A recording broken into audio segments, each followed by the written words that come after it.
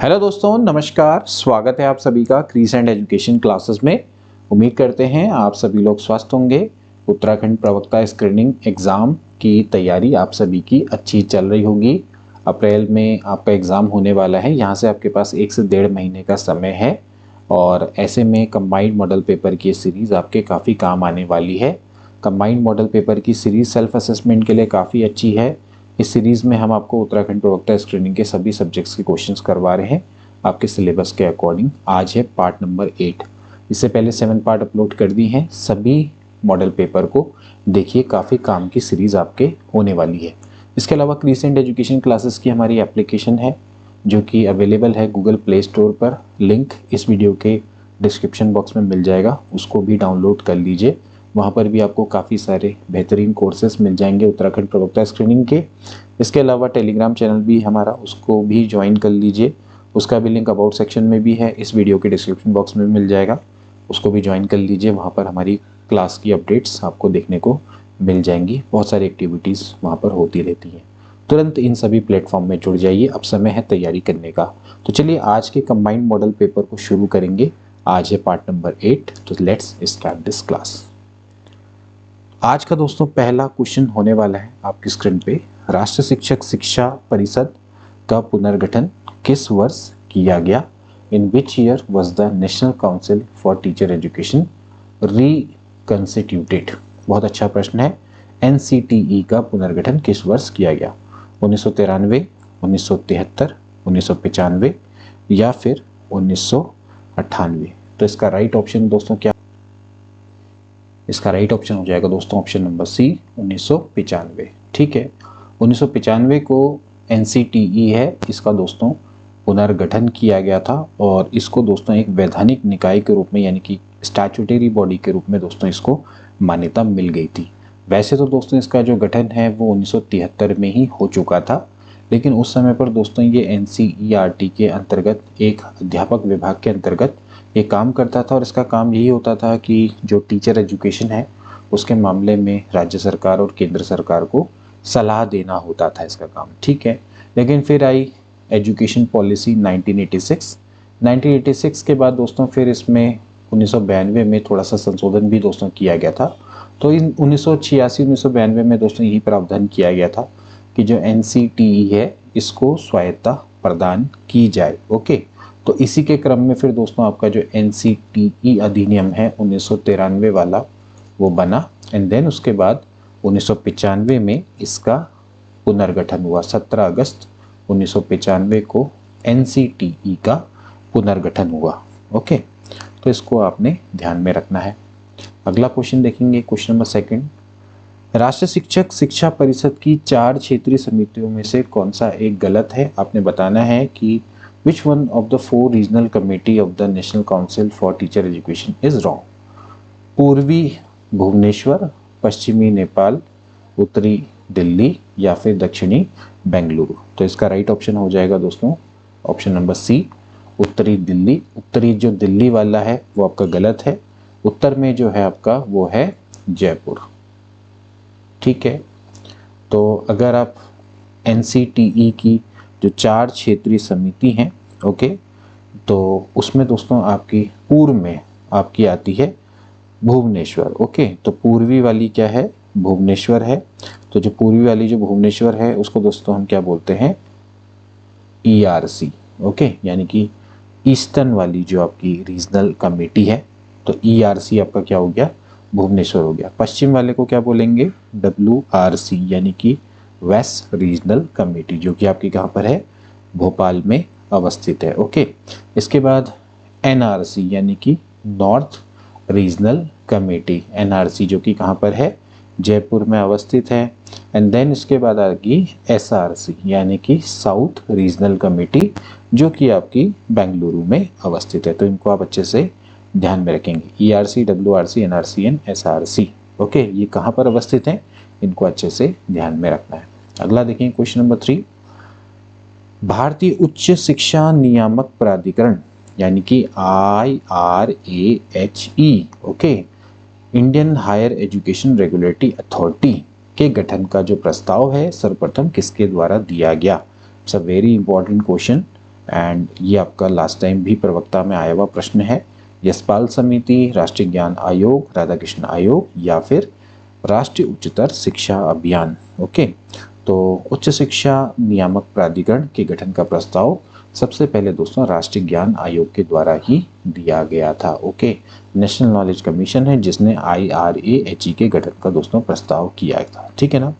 तो बेसिकली इसमें IRAHE एक तरह से क्या था, एक उच्च शिक्षा नियामक प्राधिकरण है जो कि आपकी जो हायर एजुकेशन है उसको रेगुलेट करने वाला था।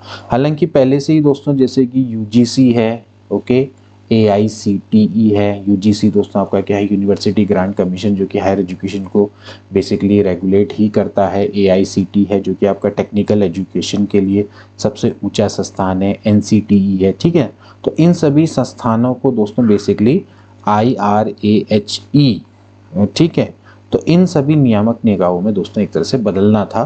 तो यही इसके गठन का बेसिकली प्रस्ताव था कि भारतीय उच्च शिक्षा नियामक प्राधिकरण। ठीक है, तो इसका जो प्रस्ताव था वो सबसे पहले ही राष्ट्रीय ज्ञान आयोग के द्वारा ही दिया गया था। राष्ट्रीय ज्ञान आयोग का दोस्तों जो गठन है वो कब किया गया था दोस्तों, आपका जून 2005 में, और इसके जो प्रथम अध्यक्ष थे वो थे सैम पेत्रोदा। ओके, ध्यान रखेंगे, नेशनल नॉलेज कमीशन बहुत इंपॉर्टेंट। अगला देखेंगे क्वेश्चन नंबर 4, विद्यालय शिक्षा हेतु राष्ट्रीय विद्यालय शिक्षा बोर्ड का सुझाव किसके द्वारा दिया गया था। यानी कि जो विद्यालय शिक्षा है उसके लिए एक national board of school education होना चाहिए।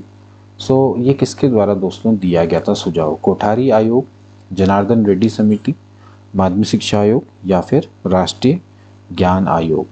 तो राष्ट्रीय विद्यालय शिक्षा बोर्ड एक होना चाहिए विद्यालय शिक्षा हेतु, इसका सुझाव सर्वप्रथम कोठारी आयोग के द्वारा ही दिया गया था। कोठारी आयोग जो कि बहुत महत्वपूर्ण आयोग है, इसका बेसिकली जो स्कोप था या वर्क स्कोप जो था वो सभी प्रकार की शिक्षा थी, प्राइमरी लेवल हो, माध्यमिक लेवल हो, हायर लेवल हो, पूर्व प्राथमिक हो या इसके अलावा टेक्निकल एजुकेशन हो, स्त्री शिक्षा हो। ठीक है, किसी भी प्रकार की शिक्षा के लिए दोस्तों इसको अपने सुझाव देने थे। तो उनमें से विद्यालय शिक्षा के संबंध में भी इसके द्वारा सुझाव दिए गए थे, जिसमें इन्होंने राष्ट्रीय विद्यालय शिक्षा बोर्ड का सुझाव दिया गया था। इस आयोग का गठन किया गया था 1964 में। 1966 में इसके द्वारा अपनी रिपोर्ट को प्रस्तुत किया गया था। कोठारी आयोग जिसको कि राष्ट्रीय शिक्षा आयोग के नाम से ही जाना जाता है, DS कोठारी इसके अध्यक्ष थे, जिनके नाम पर ही इसका नाम कोठारी आयोग पड़ा। अगला देखेंगे ई गवर्नेंस का मेन उद्देश्य क्या है, what is the main objective of e governance. केवल सरकारी प्रक्रियाओं को डिजिटलाइज करना या डिजिटलीकरण करना, नागरिक और व्यवसायों को कुशल सेवाएं प्रदान करना, सभी सरकारी प्रक्रियाओं को निजी कंपनी को सौंपना या फिर सरकारी सेवाओं को महंगा और सीमित बनाना। तो आप दोस्तों इसको बड़े आसानी से बता सकते हैं कि ई गवर्नेंस का जो मेन काम है वो नागरिकों और व्यवसायों को कुशल सेवाएं प्रदान करना, providing efficient service to citizen and business. Okay, e governance दोस्तों बेसिकली इसका मेन काम यही है कि जितनी भी जो सरकारी सेवाएं हैं उनको डिजिटलाइज करना, ओके, ताकि जो नागरिक हैं या व्यवसायी हैं उनको जो सरकारी सेवाओं का लाभ त्वरित गति से मिल सके और एफिशिएंट तरीके से मिल सके। ओके, उनको सरकारी कार्यालयों के चक्कर ना काटने पड़े। ओके, इस समय पर हम सभी लोग ई गवर्नेंस की तमाम सेवाओं का लाभ उठाते हैं, जैसे कि हम आधार कार्ड हमारा बनता है। ओके, इसके अलावा जैसे हम रेलवे टिकट बुक कराते हैं, अपना फॉर्म भरते हैं, ठीक है, हम अपना बिजली का बिल जमा करते हैं। ओके, तमाम तरह के दोस्तों जो सरकारी कार्य हैं उनको या सरकारी सेवाएं हैं उनको हम इस समय पर ऑनलाइन माध्यम से सॉल्व करते हैं या ऑनलाइन माध्यम से उनको हम अप्लाई कर पाते हैं। ओके, तो इसलिए ही ई गवर्नेंस दोस्तों काफ़ी एक रेवोल्यूशनरी स्टेप है। ओके, ई गवर्नेंस का जो स्टेप है उसके बारे में नेशनल नॉलेज कमीशन के द्वारा भी दोस्तों रिकमेंड किया गया था, काफ़ी महत्वपूर्ण है। अगला देखेंगे क्वेश्चन नंबर 6। क्वेश्चन नंबर 6 क्या है, पृथ्वी के 3 ओर पानी वाला स्थान के लिए एक शब्द है। ठीक है, तो पृथ्वी के 3 ओर पानी वाला जो स्थान है उसको हम क्या बोलते हैं, द्वीप बोलते हैं, प्रायद्वीप बोलते हैं, महाद्वीप बोलते हैं या फिर उनमें से कोई नहीं। ठीक, तो इसका राइट ऑप्शन क्या हो जाएगा, इसका राइट ऑप्शन होगा ऑप्शन नंबर बी, यानी कि प्रायद्वीप। ओके, तो जो 3 ओर से पानी से घिरा होता है ये उसको हम क्या बोलते हैं, प्रायद्वीप दोस्तों बोलते हैं। ठीक है, तो 3 ओर से पानी और एक ओर से जो जमीन से घिरा जो भूभाग होता है उसी को दोस्तों हम क्या बोलते हैं, प्रायद्वीप बोलते हैं। ठीक है, 3 तरफ से दोस्तों क्या होता है, समुद्र से घिरा होता है और एक तरफ मुख्य भाग जो आपका क्या होता है, भूमि से जुड़ा होता है। ठीक है, अब जैसे द्वीप की हम बात करते हैं तो जो चारों ओर से जल से घिरा हुआ है उसको हम क्या बोलेंगे, द्वीप बोलेंगे। ठीक है, अब महाद्वीप का मतलब क्या है, जो हमारे पृथ्वी के स्थल में जो 7 बड़े बड़े आपके भूभाग हैं, प्राकृतिक भाग हैं, उन्हीं को हम क्या बोलते हैं, एक तरह से महाद्वीप बोलते हैं। अगर आप द्वीप को देखें तो इस तरह से आप मान लीजिए जैसे ये है तो आपका ये हिस्सा जैसे आगे को चला गया। ठीक, तो ये आपका क्या होगा, चारों यहाँ पर आपका क्या होगा, जल होगा। ठीक है, जल होगा, तो एक तरह से 3 तरफ से क्या है, ये जल से घिरा हुआ है, तो ये प्रायद्वीप है। ओके, अब द्वीप का अर्थ ये होगा चारों तरफ से आपका क्या होगा, ये पानी से घिरा होगा। महाद्वीप का अर्थ ये हो गया हमारे जो 7 महाद्वीप है, तो मतलब कि द्वीप का बहुत बड़ा रूप। ओके, अगला देखिए क्वेश्चन नंबर 7, वाक्य के अशुद्ध भाग यानी कि त्रुटिपूर्ण भाग का आपने चयन करना है। ठीक है, जीवन पथ पर हमें स्वतंत्र रूप से चलते रहना चाहिए, तो आपने बताना है कि इनमें से कौन सा इनकरेक्ट है या कोई त्रुटि ही नहीं है।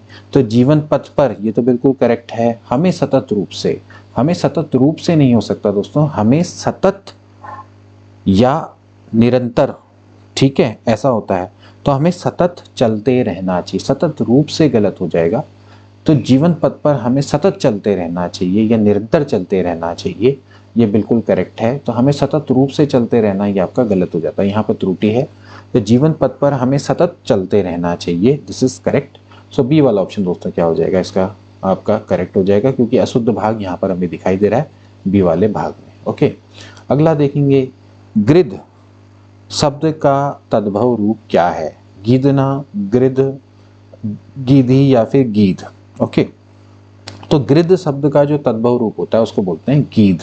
ओके, गृध का अर्थ क्या होता है दोस्तों, जैसे कि कोई लालची है या लोभी है। ठीक ठीक, किसी चीज को अगर कोई पाने की इच्छा या लालसा करना ही वो क्या कहलाता है, गृध कहलाता है। इसको हम तद्भव में क्या बोलते हैं, गीध बोलते हैं। ठीक, तो उसका ध्यान रखेंगे, गीध किसका तद्भव रूप है, गृध का, गृध तत्सम है। ठीक, अगला देखिए क्वेश्चन नंबर 9, निम्न में से कौन सा प्रत्यय युक्त शब्द नहीं है, आपने बताना है कि किसमें प्रत्यय नहीं है, शब्द के अंत में दोस्तों लगते हैं, जैसे बोली है, भाषा है, पिपासा है, अंकुर है। तो इसमें आपको बताना है कि इसमें किसमें आपका प्रत्यय का प्रयोग नहीं हुआ है। तो राइट ऑप्शन हो जाएगा ऑप्शन नंबर डी, अंकुर में दोस्तों आपका कोई भी प्रत्यय नहीं लगा है। अंकुर अपने आप में क्या है, एक मूल शब्द है। ठीक है, जो कि स्वयं में एक अर्थ रखता है, जैसे पौधे का छोटा सा भाग, ओके, जो बीज से निकलता है उसी को हम क्या बोलते हैं, अंकुर बोलते हैं। ओके, अब प्रत्यय शब्द क्या होता है, जो कि अंत में जोड़कर शब्द के अर्थ में परिवर्तन ले आते हैं। तो अंकुर में ऐसा कोई भी प्रत्यय नहीं जोड़ा हुआ है। ठीक, हालांकि अगर अंकुर की जगह पे अंकुरित होता तो मैं कहता भाई अंकुर में इत प्रत्यय जुड़ गया तो अंकुरित हो गया। ठीक, लेकिन अंकुर में कोई भी प्रत्यय नहीं जुड़ा हुआ है। अगला देखेंगे, बछिया का ताऊ का क्या अर्थ है। बछिया का ताऊ एक मुहावरा है, उसका अर्थ बताना है। कामचोर व्यक्ति, साहसी व्यक्ति, अत्यधिक मूर्ख व्यक्ति या फिर अत्यधिक रौबदार व्यक्ति। बछिया का ताऊ बेसिकली किसको बोलते हैं दोस्तों, जो कि बहुत मूर्ख व्यक्ति होता है। ठीक है, ज़्यादातर दिखावटी व्यक्ति होता है, या कोल्हू का बैल भी कह सकते हैं। कभी कभार बछिया का ताऊ ऐसे भी यूज होता है कि किसी कमजोर व्यक्ति पर अत्याचार करना या उस पर हक जताना, ठीक है, या अत्यधिक मूर्ख व्यक्ति, तो ये आपका सभी अर्थों में आता है। तो अभी फिलहाल जो ऑप्शन है उस ऑप्शन के अकॉर्डिंग क्या हो जाएगा, ऑप्शन नंबर सी करेक्ट हो जाएगा। अत्यधिक मूर्ख व्यक्ति ही बछिया का ताऊ, कोल्हू का बैल भी कहते हैं कभी कभार। ठीक,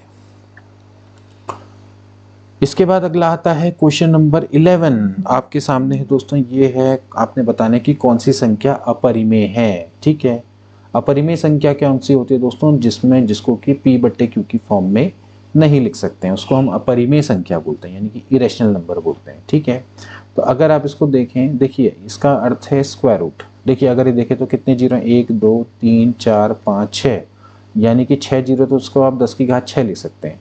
10 की घात 6 का स्क्वायर रूट निकालेंगे तो 10 की घात 6 का स्क्वायर रूट का मतलब हो गया पावर में 1/2।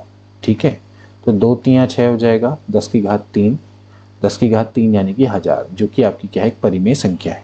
ठीक है, ऐसी अगर आप इसको देखें तो यह 10 की घात 6 का पावर में है, स्क्वायर रूट यानी कि क्यूब रूट। क्यूब रूट का अर्थ क्या होता है दोस्तों, 10 की घात 6 की पावर ये हो जाएगा 1/3 हो जाएगा। ठीक है, तो 1/3 का अर्थ कितना हो गया, 3 दूनी 6। तो 3 दूनी 6 यानी कितना हो गया, 10 की घात ये हो जाता है 2, 10 की घात 2 यानी कि हो जाता है 100। ओके, ऐसे फिर इसको निकालेंगे तो हो जाएगा 10 की घात 6 की पावर में है इसका 6 रूट। 6 रूट का मतलब हो गया 10 की घात 6 की पावर 1/6, 1/6 वो 6 से 6 घटा कितना आ गया, 10 आ गया। ओके, अब इसकी अगर मैं बात करूं तो ये हो गया 10 की घात 6 की पावर हो गया 1/4, यानी कि 10 की घात 6/4। ओके, यानी कि 10 की घात आप देखें तो 3/2 है। तो ये आपका दोस्तों क्या है, एक सर्ट्स है, सर्ट्स बोलते हैं। ठीक है, जिसका प्रॉपर स्क्वायर रूट नहीं होता या प्रॉपर रूट्स नहीं आता है, तो इस ये क्या है, एक अपरिमेय संख्या होती है, अपरिमेय संख्या। ओके, अपरिमेय संख्या दोस्तों जैसे कि √2 है, √3 है, ठीक है, √5 है, जिनके की प्रॉपर स्क्वायर रूट नहीं आते। ऐसे ही क्यूब रूट है, ठीक है, 3 का क्यूब रूट देख लिया, यहाँ पर 3 होगा। ठीक है, ये सर्ट्स टाइप के, ठीक है, ये सर्ट्स होते हैं। तो इनको ही क्या बोलते हैं, अपरिमेय संख्या बोलते हैं। तो यहाँ पर आपका क्या होगा, डी वाला ऑप्शन इसका राइट हो जाएगा, ये अपरिमेय संख्या है। अगला देखेंगे, सतत 5 विषम संख्याओं का जो औसत है वो 95 है। अवरोही क्रम में चौथी संख्या कौन सी होगी। ठीक हो गया, आपको बताना है अवरोही क्रम में। तो अवरोही क्रम का मतलब क्या होता है, बड़े से लेके छोटा। ठीक है, सतत 5 विषम संख्याओं का औसत है। सतत अगर लगातार कंटिन्यूस 5 विषम संख्याएं लें, तो जैसे आपकी पहली हो गई x, ओके, तो दूसरी क्या होगी, x+2 हो जाएगी, यानी कि 2 जोड़ेंगे। जैसे मान लेते हैं पहली संख्या 1 है विषम, तो अगली 3 होगी, यानी कि 2 का गैप होगा। ठीक है, तो x है तो फिर 2 का गैप, फिर इसमें 2 और जुड़ेंगे तो 4, फिर कितना हो जाएगा 6, और फिर कितना हो जाएगा 8। ओके, अब ये आपकी 5 संख्या 1 2 3 4 5। ठीक है, इसमें कह रहा है कि इनका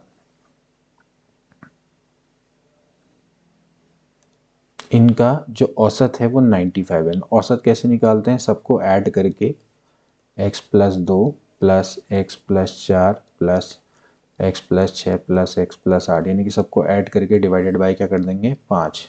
ये बराबर आपको दिया हुआ है 95। ठीक है, तो 1 2 3 4 5 यानी कि 5x प्लस यहाँ पर इसको ऐड करेंगे, 4 2 6, 6 और 6 12, 12 8 कितना हो गया, 20 हो गया। ठीक है, ये 5 इधर चला जाएगा, 95 गुणा 5, 5 पंजे होता है 25, 2 5 नंबर 45, 46 47, यानी कि 475। तो 5x बराबर हो जाएगा 475 माइनस 20। इसको आप इधर ले आएंगे तो माइनस कर देंगे। ठीक है, यहाँ पर आ जाएगा 5, 7 में से 2 गया 5, और यहाँ पर बच जाएगा आपका 4। ठीक है, तो x बराबर ये 5 चला जाएगा डिवाइड में, 455/5। ठीक है, तो 5 नमा 45, 5 एकम 5, यानी कि x तो हो गया 91। ठीक है, तो आपको बताना है कि अवरोही क्रम में चौथी संख्या कौन सी है। तो चौथी संख्या अवरोही क्रम में कौन सी होगी, x+2 होगी। ठीक है, यानी कि 91 + 2 यानी कि 93, जो कि सबसे आपकी चौथी छोटे नंबर की संख्या है। ओके, अब देखा जाए तो छोटे से बड़े में दूसरे नंबर की संख्या है, अवरोही क्रम यानी कि सबसे बड़े से सबसे छोटे की ओर को जाना है। तो 93 इसका क्या हो जाएगा, राइट ऑप्शन हो जाएगा, option number B will be correct. Okay, average तो दोस्तों मैंने आपको पहले भी बताया है, निकालना कैसे निकालते हैं भैया, सबका सम कर देंगे, सभी संख्याओं का योग बट्टे कुल संख्याएं, यही क्या होता है, एवरेज होता है, एवरेज से दिखाते हैं। ठीक, ये आपको दिखा रखा। बाकी फिर दोस्तों मैंने यहाँ पर क्या किया है, मैथमेटिकल ऑपरेशंस से लगाए हैं, कैसे क्वेश्चन को सॉल्व करते हैं, ये थोड़ा सा आपको सीखना पड़ेगा। ठीक है, अब देखिए अगला, देखिए अब देखिए दोस्तों अगला प्रश्न, 17 गेंदों को 720 रुपए में बेचने पर 5 गेंदों के क्रय मूल्य के बराबर हानि होती है, तो एक गेंद का क्रय मूल्य क्या है। On selling 70 balls for ₹720, there is a loss equal to the purchase price of 5 balls, what find the purchase price of 1 ball. Okay, ठीक हो गया। हम मान लेते हैं कि लेट जो कॉस्ट प्राइस है, यानी कि जो क्रय मूल्य है वो किसी गेंद का x रुपए है। ठीक है, अब आपको क्या दे रखा है, 17 गेंदे हैं जिनको कि हमने 720 रुपए में बेचा है। ठीक है, तो देखिए एक गेंद का अगर कॉस्ट प्राइस x है, तो 17 गेंदों का जो कॉस्ट प्राइस है वो कितना हो जाएगा दोस्तों, वो हो जाएगा 17 गुणा x। ठीक है भाई, एक का एक्स है तो वही 17 गेंदों का कॉस्ट प्राइस कितना होगा, 17 गुणा एक्स। नाउ दोस्तों हमें पता है कि हमें क्या हो रही है, हानि हो रही है। हानि का अर्थ क्या होता है दोस्तों, जब आपका जो क्रय मूल्य होता है वो विक्रय मूल्य से ज्यादा होता है, यानी कि सीपी और एसपी का जो डिफरेंस होता है वही क्या होता है, हानि होता है। ठीक है, ये ध्यान रखेंगे, क्योंकि आपने जितने में खरीदा उससे में कम में अगर आप बेच रहे हो तो आपको हानि होनी तय है। ठीक, तो हानि का मतलब हो गया कॉस्ट प्राइस और सेल प्राइस का डिफरेंस। ठीक है, अब हानि कितनी हो रही है, 5 गेंदों के क्रय मूल्य के बराबर। ठीक है, 5 गेंदों का जो कॉस्ट प्राइस होगा वो कितना होगा, 5x। यही आपका क्या है, लॉस, जो कि आपको गिवन है, यानी कि यही क्या है, लॉस। ओके, अब यहां पर इसको रख दीजिए, हानि कितनी है, 5x।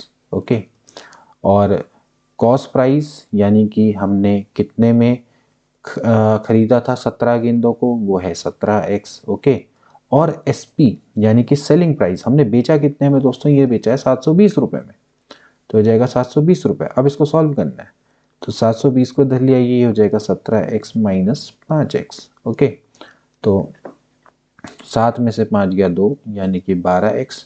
तो x बराबर हो जाएगा 720 बट्टे 12। तो 12 छिके कितना हो गया, 72 हो गया, यानी कि कॉस्ट प्राइस वो कितनी है आपकी, 60 रुपए है। ओके, इसका मतलब है कि यही आपकी क्या रहेगी, क्रय मूल्य रहा होगा। तो 60 रुपए क्या हो जाएगा, इसका राइट आंसर हो जाएगा। ओके, तो ध्यान रखना है कि आपको 17 गेंदों को 720 रुपए में बेचने पर 5 गेंदों के क्रय मूल्य के बराबर हानि होती है। तो इसका मतलब यह है कि क्रय मूल्य को अगर मैं x मान लूं तो 17 गेंदों का जो क्रय मूल्य है वो 17x हो जाएगा। अब आपको हानि निकालनी है तो वो है 5 गेंदों के क्रय मूल्य के बराबर, यानी कि वो है 5x के बराबर। Okay, now we know that कि लॉस बराबर होता है क्रय मूल्य माइनस विक्रय मूल्य। ओके, तो क्रय मूल्य हमारा 17x है, विक्रय मूल्य हमें दे रखा भैया कितने में बेचा, 720 रुपए में, ये बराबर है हानि यानी कि 5x। अब यहाँ से x की वैल्यू निकालनी है। ओके, इसको निकाल लेंगे। अगला क्वेश्चन देखेंगे। अब अगला प्रश्न देखेंगे दोस्तों कि अगर 29 नवंबर 2018 को गुरुवार है, ठीक है, तो 29 नवंबर 2021 को कौन सा दिन होगा। बहुत अच्छा दोस्तों प्रश्न है, इसको देखिए किस तरह से करेंगे। एक चीज दोस्तों हमेशा ध्यान रखना है कि हमेशा ध्यान रखेंगे कि इसमें कहीं लीप ईयर तो नहीं है। ठीक है, अगर आपके पास कोई भी ऑर्डिनरी ईयर है, ऑर्डिनरी ईयर का मतलब है कि जो लीप ईयर नहीं होता, यानी कि जिसमें आपके 365 दिन है। ओके, तो 365 दिन में हमेशा क्या होता है, एक दिन एक्स्ट्रा होता है। ठीक है, एक्स्ट्रा डे इसको हम बोलते हैं, या बेसिकली इसमें एक्स्ट्रा डेज इसको हम बोलते हैं, क्योंकि आपके क्या होता है 364 दिन तो आपके क्या होते हैं 52 वीक में चले जाते हैं, क्योंकि एक वीक में 7 दिन होते हैं। तो 52 वीक में कितने दिन हो जाएंगे, 7 दूनी 14, 7 पंजे 35 और 1 36। ओके, यानी कि 364 दिन तो पूरे के पूरे हफ्ते में कन्वर्ट हो जाएंगे, एक दिन आपका एक्स्ट्रा आ जाएगा। ठीक है, वहीं दूसरी ओर अगर आपका लीप ईयर है, लीप ईयर का मतलब यह है कि जब आपके 366 दिन होते हैं तो उसमें 2 दिन एक्स्ट्रा होते हैं, 2 दिन क्या होते हैं, एक्स्ट्रा होते हैं, ध्यान रखेंगे। ओके, लीप ईयर में हमेशा 2 दिन आपके क्या होते हैं, एक्स्ट्रा निकल कर आते हैं। ऑर्डिनरी डे में आपके क्या होते हैं 365 में एक दिन आपका क्या होता है, एक्स्ट्रा होता है। ठीक है, लीप ईयर वो होते हैं जो कि जो सन होता है जो 4 से डिवाइड हो जाता है, उसको हम क्या बोलते हैं, लीप ईयर बोलते हैं। उसको क्या बोलते हैं, लीप ईयर। ओके, तो अगर देखें तो 2018 है वो तो लीप ईयर नहीं है। ओके, और इसके बाद फिर आना है 2019, वो भी लीप ईयर नहीं होगा। लेकिन जो 2020 है ये 4 से डिवाइड हो जाता है, तो ये लीप ईयर है। इसका मतलब एक दिन इसमें एक्स्ट्रा होगा, इसमें आपका 2 दिन एक्स्ट्रा होगा। ओके, फिर 2021 की बात करेंगे तो इसमें भी आपका एक दिन का टोटल मिला के एक्स्ट्रा होने वाला है। ठीक है, और इसके अलावा देखेंगे तो जो एक्स्ट्रा डेज की अगर मैं बात करूं तो यहाँ पर आपका कितना हो जाएगा, एक दिन इसका हो गया। ठीक है, 2018 की बात करें तो एक दिन इसका हो गया, एक दिन इसका हो गया, 2 दिन इसके हो गए, एक दिन हो गया, क्योंकि 2018 से 2021 तक जा रहा है ना, 18, 19, 20, 21। तो देखा जाए तो कुल मिला के आपके कितने दिन हो गए, 5 दिन आपके क्या हो गए, एक्स्ट्रा हो गए, 5 दिन आपके क्या हो गए, एक्स्ट्रा हो गए। ठीक है, तो अब आप देखिए कि अगर गुरुवार था, जैसे कि गुरुवार था, ठीक है, तो अब जो देखा जाए तो 5 दिन आप इसमें एक्स्ट्रा मान लीजिए, तो गुरुवार के बाद क्या आ जाएगा, शुक्रवार, शनिवार। ठीक है, गुरुवार, शुक्रवार, शनिवार, रविवार एंड सोमवार। तो सोमवार आपका क्या होगा, एक तरह से जो 29 नवंबर को जो दिन होगा यानी कि 29 नवंबर 2021 को जो दिन होगा वो आपका क्या हो जाएगा, सोमवार हो जाएगा। ठीक है, आप इसको इस तरह से समझ सकते हैं, या फिर आप इसको ऐसे भी लगा सकते हैं। देखिए जैसे आप जब 2018 से 2019 में जाएंगे तो अगर इस दिन गुरुवार है तो यहाँ कितना हो जाएगा, शुक्रवार। ठीक है, और फिर उसके बाद 2019 से 2020 में जाएंगे तो यहाँ पर जो आपका लीप ईयर्स, क्योंकि शुक्रवार है तो शुक्रवार के बाद क्या हो जाएगा, शनिवार, और ये रविवार हो जाएगा बेसिकली। ठीक है, और फिर उसके बाद यहाँ से एक दिन और एक्स्ट्रा जाएंगे तो यहाँ पर आपका कितना हो जाएगा, ये हो जाएगा आपका सोमवार। ठीक है, तो आप इस तरह से भी इसको हिसाब किताब लगा सकते हैं। यहाँ पर आपके 2 दिन एक्स्ट्रा बढ़ जाएंगे, ओके, यहाँ पर आपका 1 दिन बढ़ेगा। ठीक, तो ऐसे करके हम क्या करते हैं, हिसाब लगा लेते हैं। 2018 से 2019 है तो 2018 को अगर गुरुवार है तो 2019 को क्या हो जाएगा, शुक्रवार हो जाएगा। फिर ऐसे ही अगर यहाँ शुक्रवार है तो रविवार, मतलब यहाँ 2019 को अगर आपका शुक्रवार है तो 2020 में शुक्रवार में 2 दिन और एक्स्ट्रा ऐड कर दो। ठीक है, तो क्या हो जाएगा, शनिवार रविवार हो जाएगा। फिर उसके बाद 2020 से 2021 की बात करेंगे तो अगेन एक ऑर्डिनरी ईयर है तो रविवार से आपका क्या हो जाएगा, यहाँ पर 1 दिन और एक्स्ट्रा हो जाएगा, यानी कि सोमवार हो जाएगा। तो आप इस तरह से इसको बना सकते हैं, कोई भी समस्या नहीं। तो यहाँ पर फाइनली कितना आ जाएगा आपका, सोमवार इसका राइट ऑप्शन हो जाएगा। Okay,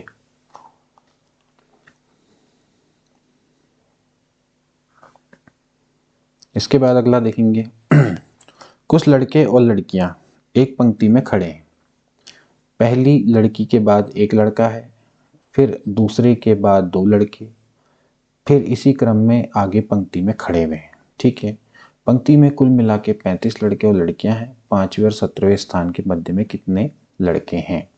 Some boys or girls are standing in a row and after first girl there are 1 boy and then after a second there are 2 boys and so on। इस तरह का क्रम चल रहा है, यानी कि पहले देखिए क्या है कि पहले गर्ल है, ओके, फिर उसके बाद एक बॉय है, फिर गर्ल है, फिर आपके 2 बॉय हैं, फिर एक गर्ल है, फिर 3 बॉय होंगे। इस तरह से पैटर्न है। ठीक है, पहले एक लड़की है, फिर एक लड़का है, फिर दूसरी के बाद 2 लड़के हैं, फिर ऐसे ही फिर यहाँ पर एक गर्ल आएगी, फिर यहाँ पर आपके 4 बॉयज हो जाएंगे। ये इस तरह से दोस्तों आपका पैटर्न चल रहा है। ओके, तो आपको बताना है कि 5वें और 17वें के स्थान के मध्य में कितने लड़के हैं। ओके, तो 5वां यानी कि 5th प्लेस और 17th प्लेस, इसके मध्य में कितने लड़के हैं दोस्तों आपने बनाना होगा। ठीक है, तो देखिए दोस्तों आप इस पैटर्न को थोड़ा सा आगे करिए। जैसे कि गर्ल है, बॉय है, फिर गर्ल है, फिर 2 बॉय हैं, फिर गर्ल्स है, फिर बॉय है।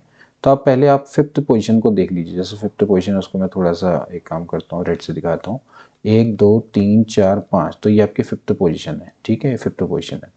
इसके बाद हमें क्या करना है, फिर थोड़ा सा आपको देखने पड़ेंगे कि आगे कितना। 5th के बाद ये 6 7 8 9 10 11 12 13 14। ठीक है, 14 तक है, कोई बात नहीं। इसके बाद क्या होगा, फिर एक गर्ल्स होगा। ठीक है, फिर इसके बाद क्या होंगे, 1 2 3 4 5, 5 बॉयज होंगे, यहीं पर ही काम हो जाएगा। ठीक है, तो ये 5th प्लेस है। 5 6 7 8 9 10 11 12 13 14 15 16 17, यानी कि ये वाली जो प्लेस है, यानी कि ये वाली जो प्लेस है वही आपकी क्या है, ये वाली आपकी क्या है, 17 प्लेस है। ओके, अब आपको बताने कि इनके बीच में कितने बॉयज है। ओके, ध्यान रखना है कि इस बॉय और इस बॉय को इंक्लूड नहीं करना है। 5वीं और 17वीं के पोजीशन के बीच में कितने लड़कों की संख्या है वो देखनी है। ठीक है, तो कितने लड़के हैं भैया, 1 2 3 4 5 6 7 और एक 8, ये आपके क्या है, इतने बॉय हैं जो कि आपको 5वीं और 7वीं पोजीशन के बीच में दिखाई दे रहे हैं। तो इसका मतलब है कि बी वाला ऑप्शन करेक्ट हो जाएगा।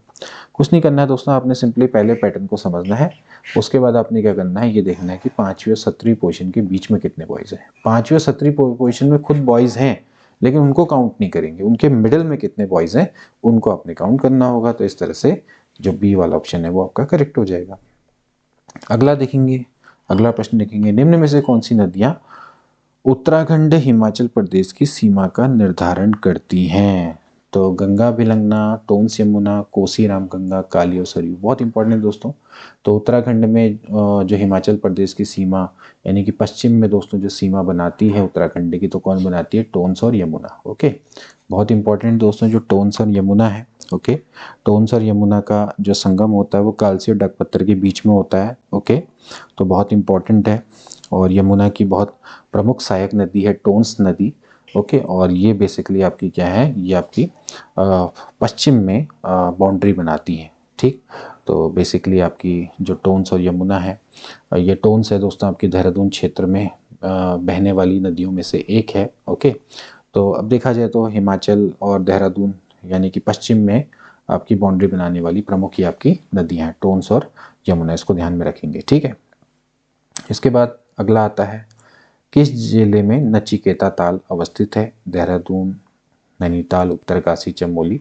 नचिकेता ताल दोस्तों प्रमुखता उत्तरकाशी में अवस्थित है, प्रमुख ये ताल है। तो नचिकेता ताल आपका कहाँ पर अवस्थित है दोस्तों? ये उत्तरकाशी में अवस्थित है। अगला देखेंगे, Himalaya mega food park Uttarakhand में से किस स्थान पर स्थित है? ओके, तो बहुत इंपॉर्टेंट दोस्तों, जो हिमालय मेगा फूड पार्क है उत्तराखंड का सेकंड नंबर का दोस्तों पार्क है, जो कि महुआ खेड़ा काशीपुर में दोस्तों अवस्थित है। ओके, इससे पहले तो पतंजलि फूड पार्क है, जो कि विश्व का सबसे बड़ा फूड पार्क है। ओके, और जो कि 2009 में स्थापित किया गया था। ओके, और ये हरिद्वार के पदार्थ गांव में दोस्तों स्थापित किया गया था। अभी कहाँ पर है? महुआ गेड़ा काशीपुर में अवस्थित है हिमालय मेगा फूड पार्क, जो कि सेकंड नंबर का पार्क है, बहुत इंपॉर्टेंट है। ओके, इसके बाद पंचबद्री में से कौन सा सम्मिलित नहीं है? ओके, उत्तराखंड में आपके दोस्तों पंचप्रयाग है, पंचबद्री है। ओके, तो पंचबद्री में से आपने बताना है कि कौन सा सम्मिलित नहीं है। ओके, तो श्री बद्रीनाथ, वृहद बद्री, आदि बद्री, वृद्ध बद्री। ओके, तो इसका राइट ऑप्शन दोस्तों क्या हो जाएगा? इसका राइट ऑप्शन हो जाएगा वृहद बद्री। वृहद बद्री दोस्तों आपको कुछ नहीं है। अगर देखा जाए तो कौन कौन से, एक तो बद्रीनाथ है, इसके अलावा आदि बद्री है, वृद्ध बद्री है, भविष्य बद्री है। ओके, एंड इसके अलावा क्या है? योग ध्यान बद्री। ठीक है, योग ध्यान बद्री। ठीक है, पंचप्रयाग, पंचबद्री, पंच केदार, इनको जरूर पढ़ें, इनसे जरूर आपके प्रश्न आ सकते हैं। ओके, तो इनको आपने ध्यान में रखना है। ठीक है, अगला देखेंगे question number 20, Garhwal Lok Sabha seat से प्रथम निर्वाचित सांसद कौन थे? बहुत इंपॉर्टेंट है, गढ़वाल लोकसभा सीट से प्रथम निर्वाचित सांसद भक्त दर्शन, कमलेंदु मतीसार, डीडी पंत या फिर मुकुंदी लाल। राइट ऑप्शन हो जाएगा ऑप्शन नंबर ए, भक्त दर्शन थे दोस्तों, जो कि आपकी गढ़वाल लोकसभा सीट से निर्वाचित सांसद थे। 1952 से दोस्तों आपके लगातार ये 4 बार सांसद रहे हैं। इसके अलावा भक्त दर्शन एक प्रमुख लेखक भी है गढ़वाल की दिवंगत विभूतियाँ। ओके, ये इनकी प्रमुख पुस्तक है, जो कि काफ़ी इम्पोर्टेंट है। ओके, तो भक्त दर्शन बहुत इंपॉर्टेंट, ये वाला ऑप्शन दोस्तों क्या हो जाएगा? करेक्ट हो जाएगा। इसके बाद आता है, विल्हेम रोंटजन ने किसका आविष्कार किया था? बहुत इंपॉर्टेंट है, विल्हेम रोंटजन ने किसका आविष्कार किया था? ओके, तो इसका राइट ऑप्शन है दोस्तों, इन्होंने एक्सरे की दोस्तों खोज करी थी। ओके, बहुत इंपॉर्टेंट है, तो विलियम रोंटजन है, इन्होंने एक्सरे मशीन का दोस्तों आविष्कार किया था। जर्मनी के दोस्तों ये थे, बहुत इंपॉर्टेंट इनके द्वारा आविष्कार है। ओके, तो एक्सरे की जो खोज है वो विलियम रोंटजन के द्वारा की गई थी। अगला देखेंगे, भारत में सर्वप्रथम भारतीय सिविल सेवा परीक्षा का आयोजन कहाँ और कब किया गया? ओके, तो भारत में जो भारतीय सिविल सेवा परीक्षा का आयोजन सबसे पहले कहाँ किया गया था? 1922 इलाहाबाद में। ठीक है, तो सी वाला ऑप्शन दोस्तों करेक्ट हो जाएगा। सबसे पहले दोस्तों इसको इलाहाबाद में किया गया, फिर बाद में दोस्तों दिल्ली में किया गया। ठीक है, बाद में फिर दिल्ली में क्या हुआ? फिर आपका यूपीएससी बना। ओके, संघ लोक सेवा आयोग। तो 1922 इलाहाबाद में ही सबसे पहले भारतीय सिविल सेवा परीक्षा यानी कि आईसीएस, इंडियन सिविल सर्विस, इसका दोस्तों आपके प्रतियोगिता का आयोजन किया गया था। ठीक है, बेसिकली जब आपके मॉन्टेग्यू चेम्सफोर्ड सुधार दोस्तों हुआ था, उसके बाद ही फिर 1922 में आपका भारतीय सिविल सेवा परीक्षा का आयोजन दोस्तों किया गया था। ओके, अगला देखेंगे, पहले क्योंकि भारतीय सिविल सेवा आपकी लंदन में ही आयोजित होती थी ना, फिर उसके बाद फिर भारत में भारतीय सिविल सेवा परीक्षा होने लगी, तो मॉन्टेग्यू चेम्सफोर्ड सुधार है उसके बाद ही होने लगी। ठीक, इसके बाद देखेंगे, शेरे पंजाब के नाम से किसे जाना जाता है? राजगुरु, भगत सिंह, लाला लाजपत राय या फिर उधम सिंह सॉरी। तो शेरे पंजाब के नाम से दोस्तों हमेशा किसको जाना जाता है? लाला लाजपत राय। ओके, तो लाला लाजपत राय एक प्रमुख भारतीय क्रांतिकारी, राजनीतिज्ञ, लेखक भी थे ये, और ये आपके स्वतंत्रता आंदोलन से में इन्होंने बहुत अहम भूमिका दोस्तों निभाई थी।